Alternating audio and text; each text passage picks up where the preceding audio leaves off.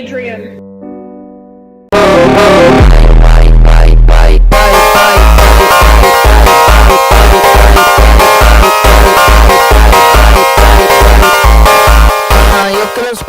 Adrian.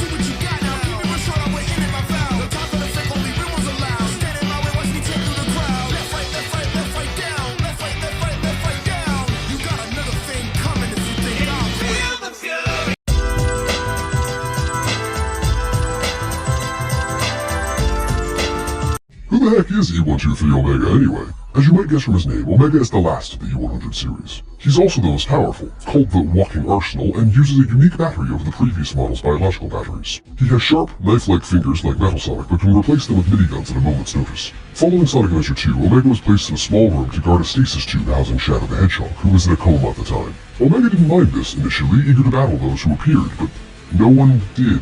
Eventually, Rouge broke in looking for unknown item of value, only to discover said item was Shadow. Omega goes rogue then and there, joining Shadow and Rouge as the final member of the Team Dark trio in order to kill Eggman for squandering his ability. Omega is very crush name destroyed, has a hatred for any egg tech he can find, referring to them as worthless consumer models, but has enough self-control to tolerate Gamma Bell. He also voices fondness for others' destructive capabilities. He notes Shadow and Rouge as his closest friends and remains active whilst off duty, generally participating in other activities.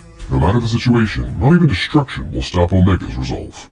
Who the heck is Shadow the Hedgehog anyway? Shadow's story begins 50 years ago with Dr. Eggman's grandfather, Gerald Robotnik. Gerald had a beloved granddaughter named Maria, inflicted with neuroimmune deficiency syndrome, a fatal illness. There was no known cure. Gerald would not stand for this and brought Maria to the Ark with him for research. He's pushed by the government to research a means to immortality and rejects it at first, but seeing his granddaughter's condition, he agrees. The classified alien Black Doom appears to Gerald and offers to stick a solution, but on a few conditions. Gerald agrees, and after a few initial tests, Shadow is created.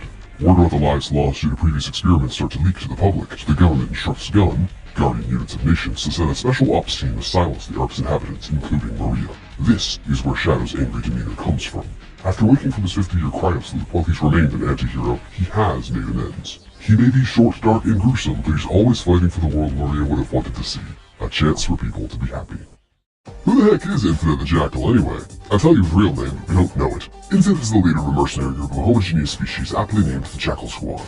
He also has heterochromia and a wicked scarlet saber. He and his crew went to raid an Eggman base under the impression it was defenseless, but not only did Eggman happen to be in said base, but just started research on his new obsession, the Phantom Ruby. This rock works like the reality stone from the MCU, was used to defend the base. Eggman makes peace with Infinite, inviting him to join the Eggman Empire. Infinite, growing tired of his role in the world, decided to take up Eggman on the offer and donned the Phantom Ruby himself. Infinite was sent to guard a different base, while Eggman went to investigate the lost techs, only for Shadow to show up and kick his ass. Infinite loses it from shame, and with him leading the Eggman Empire's forces and Sonic capture, the next 6 months became the most effective Eggman had ever seen, taking over the entire world. Everything goes relatively according to plan until Sonic and quite literally some random soldier the fans nicknamed Gadget shows up, resulting in yet another butt-kicking.